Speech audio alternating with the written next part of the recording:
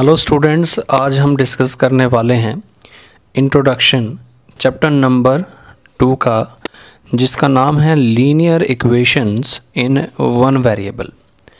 तो इस चैप्टर को पढ़ने के लिए थोड़ा बेसिक क्लियर होना ज़रूरी है। मैं इन 3 टॉपिक लीनियर इक्वेशन, वेरिएबल और कांस्टेंट को समझाने के लिए थोड़ा सा मैथ्स के बारे में आपको बता देता हूँ। पहले जब हम मैथ को पढ़ रहे होते हैं तो मैथ एक ट्री की तरह है जिसके अंदर मल्टीपल ब्रांचेस होती हैं, और उन्हीं में से आपके पास एक ब्रांच होती है जिसका नाम है अलजेब्रा। अलजेब्रा के जो मेन पिलर होते हैं वो 2 हैं। फर्स्ट पिलर को हम बोलते हैं यहाँ पर वेरिएबल, और दूसरा जो मेन पिलर होता है कांस्टेंट। यानी कि अगर ये 2 ना हो तो अलजेब्रा की नींव ही नहीं हो सकती, यानी उसका बेस बन ही नहीं सकता। तो आप ये कह लीजिए कि वेरिएबल और कांस्टेंट दोनों मिलकर अलजेब्रा का बेस बनाते हैं, और जब ये बेस बन जाएगा तब आपका अलजेब्रा बनना स्टार्ट हो जाएगा। लेकिन पहली बात तो ये आती है कि वेरिएबल का मीनिंग क्या होता है और कांस्टेंट का मीनिंग क्या होता है। तो वेरिएबल का मीनिंग और कुछ नहीं होता, जो इंग्लिश के लेटर्स होते हैं ABCD and up to YZ, इन सब को हम क्या कंसिडर करते हैं, वेरिएबल। यानी जब भी मैं वेरिएबल कहूँगा, अब बात आती है कांस्टेंट की। तो कांस्टेंट जो होते हैं नंबर होते हैं। नंबर कैसे, नेगेटिव नंबर, पॉजिटिव नंबर, ये सब जो है हम कांस्टेंट कंसिडर करते हैं। अब थोड़ा सा मैं आपको समझा देता हूँ। देखिए, कांस्टेंट क्लियर हो चुका है कि कांस्टेंट नंबर होते हैं, वेरिएबल इंग्लिश के लेटर्स होते हैं। अब बात आती है what is the meaning of linear equation. तो जैसे मैंने यहाँ पर एक मैथमेटिकल स्टेटमेंट लिखा 2x + 3 = 5, तो ये बन गया अपना एक इक्वेशन।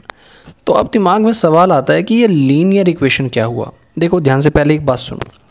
इस इक्वेशन के अंदर आप ध्यान से देखोगे तो इंग्लिश का एक ही लेटर यूज़ हुआ है, और एक ही लेटर अगर यूज़ हुआ है तो लेटर जो होते हैं हम उनको क्या बोल रहे थे, वेरिएबल। यानी कि जो एक लेटर है वो एक्चुअल में एक वेरिएबल है, यानी वन वेरिएबल है। अगर किसी इक्वेशन में आप एक वेरिएबल यूज़ करते हो तो ऐसी इक्वेशन को हम कहेंगे इक्वेशन इन वन वेरिएबल। लेकिन अगर ऐसा हो जाए कि उस वेरिएबल की पावर एग्जैक्टली 1 हो, तो ऐसी इक्वेशन को हम बोलते हैं यहाँ पर linear equation in one variable, जो कि हमारा चैप्टर का नेम है। अब इसकी डेफिनेशन देख लेते हैं। तो डेफिनेशन क्या कहता है, an equation which involves only one variable. क्या बोल रहा है कि ऐसी इक्वेशन जिसमें सिर्फ एक ही वेरिएबल यूज हो विद एग्जैक्ट पावर 1, जिसमें एग्जैक्ट उसकी पावर कितनी होनी चाहिए, 1 होनी चाहिए, उसको हम बोलते हैं is called linear equation in one variable. तो ऐसी इक्वेशन को हम बोलेंगे linear equation in one variable. कुछ एग्जाम्पल नीचे हैं, जैसे फर्स्ट एग्जाम्पल है 2x + 4 = 6। आप देखो सिंगल वेरिएबल यूज हुआ है, इसकी पावर 1 है, तो ये क्या होगी, linear equation in one variable.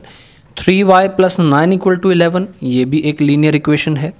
y - 5 = 6, ये भी लीनियर है। 1/5y + 3/5 = 9/7, ये भी लीनियर है। आप वेरिएबल की पावर देखो और वेरिएबल देखो, उस वेरिएबल के सामने क्या लिखा हुआ है उससे हमें लेना देना नहीं है, क्योंकि ये तो होता है कोफिशिएंट। यानी अगर किसी वेरिएबल के आगे कोई नंबर मल्टीप्लाई में है तो उसको हम उसका कोफिशिएंट बोलते हैं।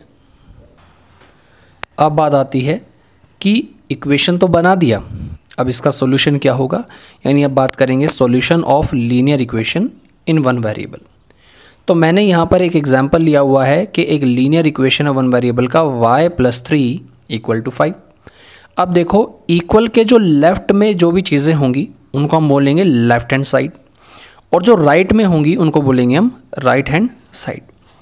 तो इस y की कोई वैल्यू, y की वैल्यू का मीनिंग है कि y के इक्वल में कोई नंबर आएगा।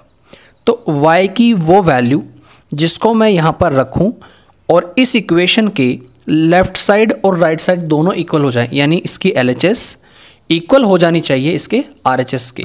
तो y की जिस वैल्यू के लिए ऐसा हो जाएगा उसको हम बोलते हैं solution of the linear equation. अब फॉर एग्जांपल हम क्या करेंगे, देखिए y की वैल्यू चाहिए, इसका मतलब है 3 को यहाँ से हटाना पड़ेगा। अब ये है +3 को कौन हटा सकता है? -3। तो y +3 तो मैंने एज इट इज़ लिखा था और 5 भी एज इट इज़ था। लेफ्ट साइड से भी -3 करेंगे, राइट साइड से भी -3 करेंगे। 3 -3 कैंसिल हो जाएगा, आपके पास y रहेगा। 5 - 3 करोगे तो 2 रहेगा। यानी ये सॉल्यूशन हो गया इस लीनियर इक्वेशन का।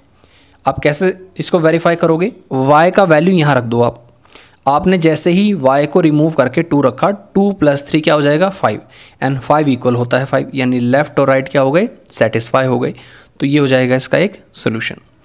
एक और एग्जांपल से समझते हैं। जैसे मैंने एक क्वेश्चन लिया कि 2x + 4 = 6। अब देखो हमें सबसे पहले क्या करना है, जो भी उसके आसपास नंबर है, इस वेरिएबल के आसपास में अगर कोई नंबर है तो वो हटाना है। इसके पास है +4, तो इस +4 को हटा देना है, और +4 को ऑपोजिट नंबर हटा सकता है -4। तो मैंने दोनों साइड में -4 किया। इसको ऐसे ही लिखना है 2x + 4, इसका ऑपोजिट क्या होता है? -4। तो यहाँ से भी -4 कर दिया और इधर भी -4 कर दिया। 4 से 4 कैंसिल हुआ, 2x आ गया। 6 - 4 किया तो 2 आ गया। अब देखो अभी भी x अकेला नहीं है, 2 साथ में है और ये मल्टीप्लाई में है। तो मल्टीप्लाई के नंबर को हटाने के लिए हमें डिवाइड करना पड़ेगा। तो दोनों साइड मैंने क्या किया? 2 से डिवाइड किया।